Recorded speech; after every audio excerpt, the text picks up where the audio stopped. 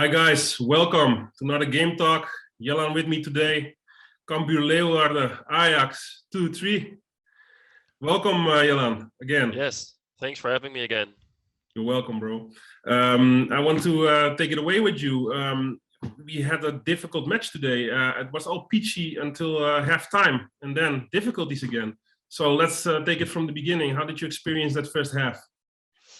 Yeah, actually very good first half. The ball tempo was finally up to speed as compared to the last games against Go Ahead, especially where they lost. And last weekend they actually got a really lucky penalty in the extra time or near extra time. So I was very pleased to see a good ball tempo in the first half, and also resulted in two quick goals, good goals. So actually, I was thinking it's all going well from here on out. But little did we know how the match unfolded.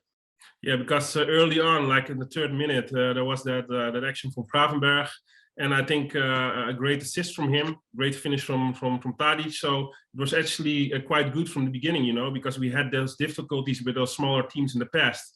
But today we scored early, and still difficulties in the second half. And that second goal, I agree with you, Haller finished it off perfectly. So that first half, I think we do not have not much to discuss about what went wrong there, right? No, not really. And actually, I want to touch upon what Haller did in the second goal, because I've heard a lot of criticism about him, that he's supposedly not an Ajax striker, which I completely disagree.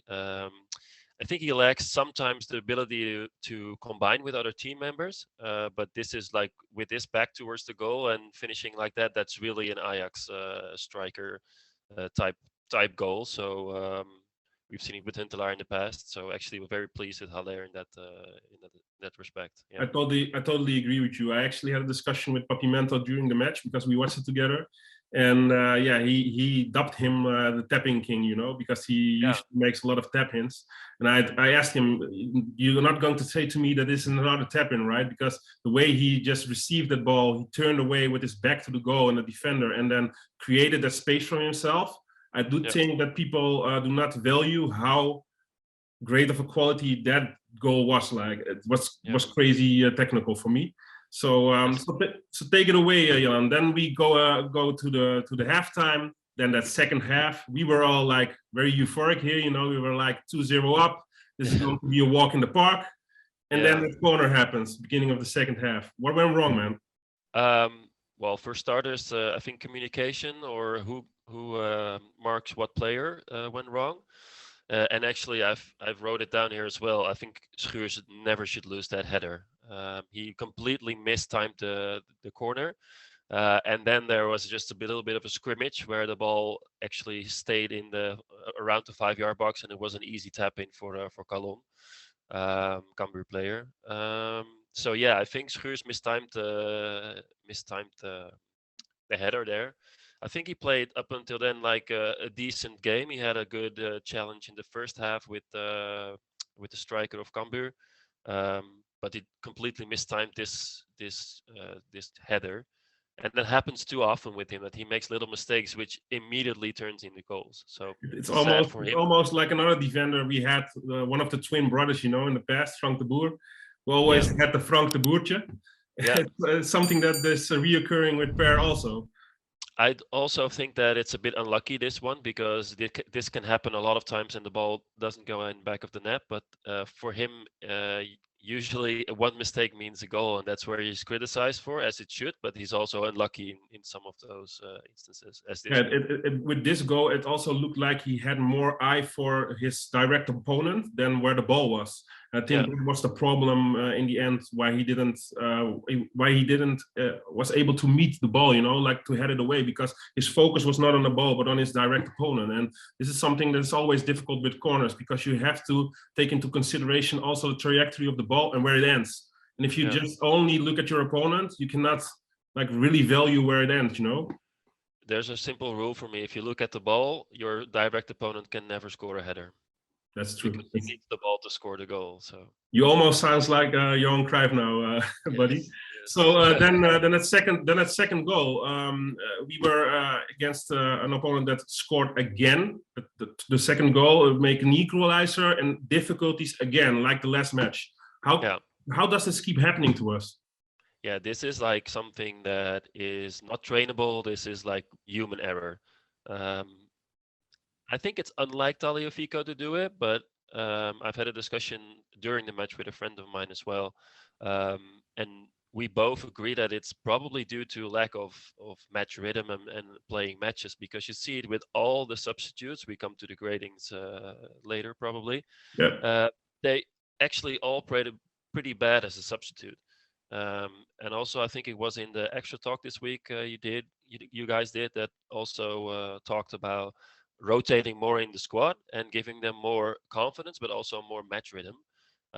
So it's just, I think, concentration and not being mentally in the game every week is something you need to train and to keep up with. And Tagliafico is clearly missing that at the moment. But you blame Tagliafico for this mistake, because I had a discussion with Papimento earlier, and he actually also blames Blind for that bad pass on him and bringing him into trouble. So do you think it's solely on Tagliafico, or was it more of a team error?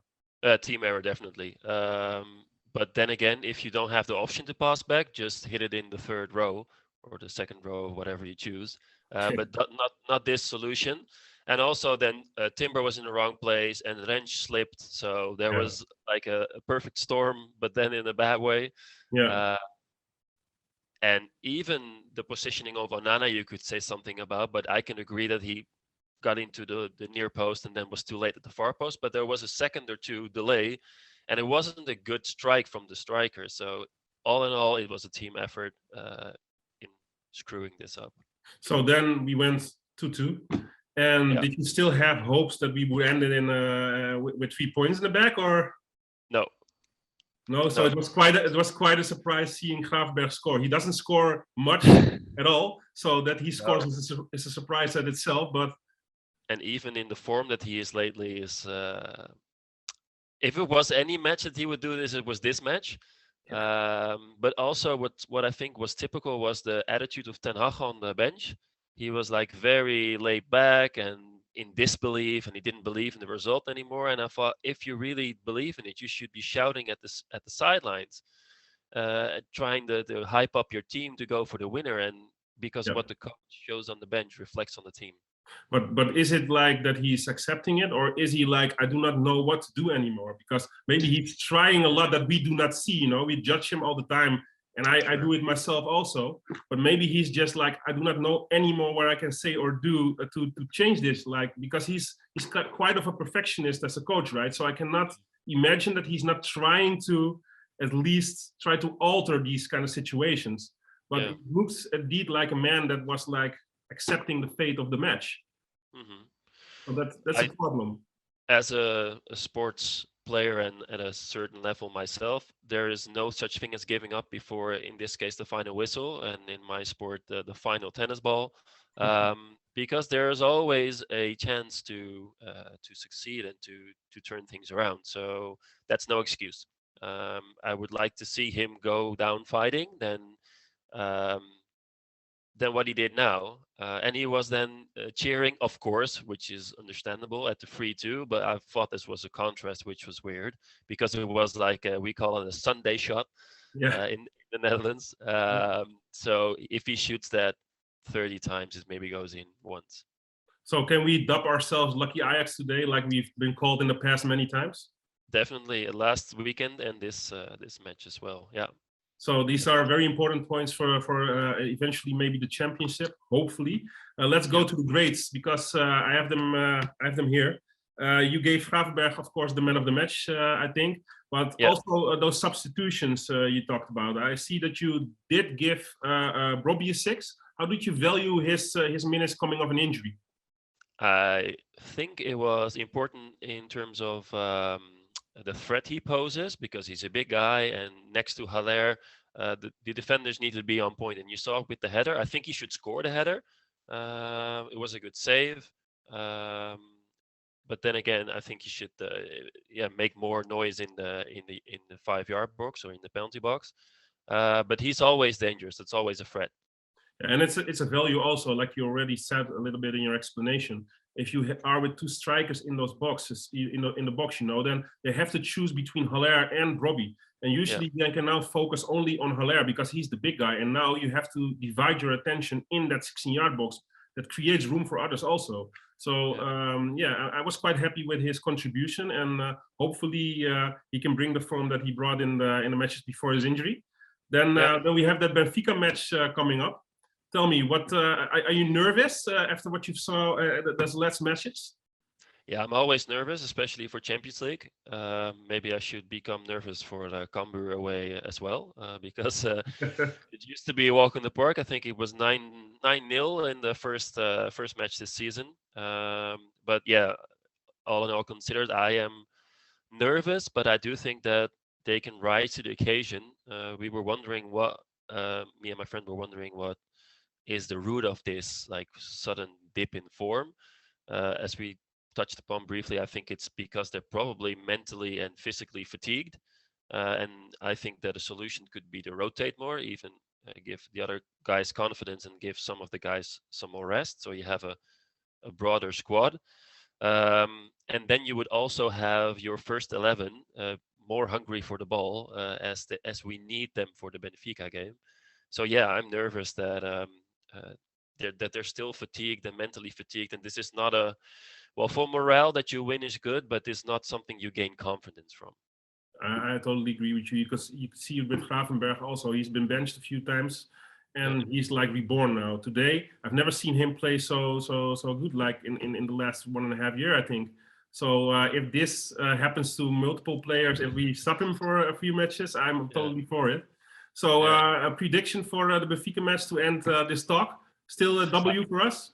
Yes, still a W. I think it all depends on how quick we can score, because Benfica can be a very difficult opponent to if they're gonna park the bus. But I don't think they have enough quality. I hopefully don't think they have enough quality to really hurt us in our own stadium.